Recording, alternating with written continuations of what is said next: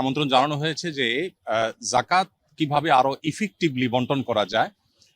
বাংলাদেশে জাকাত কালেকশনের যে অপার সম্ভাবনা আছে সেই সম্ভাবনাটাকে ব্যবহার করে দারিদ্র্য বিমোচনে জাকাতকে প্রত্যক্ষভাবে কিভাবে এঙ্গেজ করা যায় এবং আরো সফলভাবে জাকাত ব্যবস্থাপনা করা যায় সে বিষয়ে পরামর্শ এবং মতবিনিময়ের জন্য তিনি আমাকে ডেকেছেন এবং একান্ত মিটিংয়ের জন্য আহ্বান করেছেন।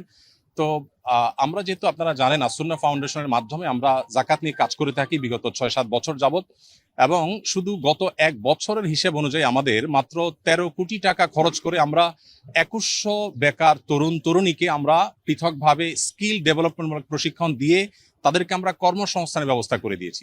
এখন আমাদের সেই 2100 এক সময়ের বেকার তরুণরা 42 কোটি টাকা পার ইয়ার, তারা গত 1 বছরে তারা 42 কোটি টাকা কামাই করেছে। তার মানে প্রতি বছর এটা আস্তে আস্তে বাড়বে, বই কমবে না।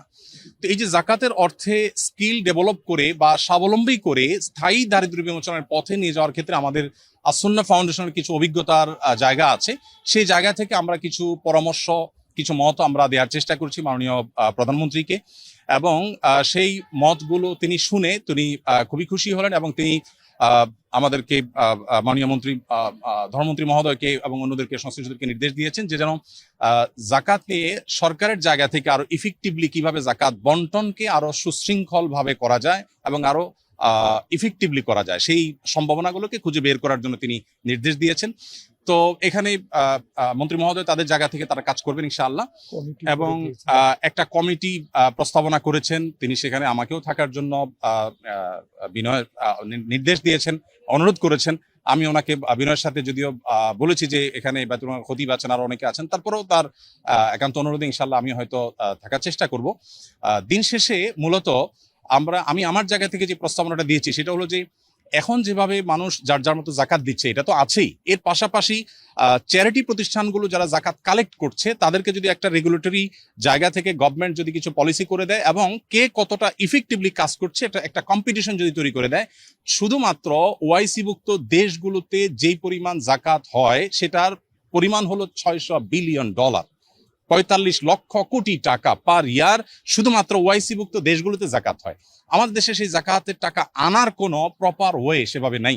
তো আমরা প্রস্তাবনা দিয়েছি যে যদি সেটাকে আনার ব্যবস্থা করা হয় তাহলে আমাদের জাতীয় অর্থনীতিতে এটা ব্যাপক ভূমিকা রাখবে ইনশাআল্লাহ, এবং সেই সাথে দরিদ্রকে সাময়িক কিছু টাকা পয়সা দিয়ে তার দারিদ্র্য আসলে দূর করা যায় না, বরং তাকে আইদার স্কিল ডেভেলপ করে দেওয়া আর না হয় তাকে স্বাবলম্বী করার কোনো একটা প্রসেসে যাওয়া, যেটা আমরা আসুন্নাহ থেকে করছি।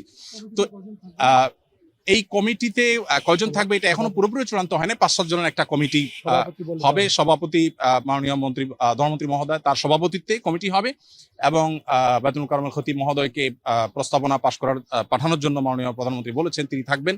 আর আমাকে যেহেতু তিনি অনুরোধ করেছেন আমি হয়তো থাকার চেষ্টা করবো। সেই সাথে ইসলামী অর্থনীতি বিশেষজ্ঞ হিসাবে আমরা দেশ থেকে দেশের বাইরে থেকে 1-2 জনের নাম প্রস্তাব করেছি। তাদের সবাইকে নিয়ে হয়তো কমিটি গঠন হবে, কমিটি একটা সুপারিশ করবে, এবং এইটা কোনো গভর্নমেন্ট সবার কাছ থেকে জাকাত কালেক্ট করবে বাধ্যতামূলক গভর্নমেন্টকে দিতে হবে ব্যাপারটা সেরকম না।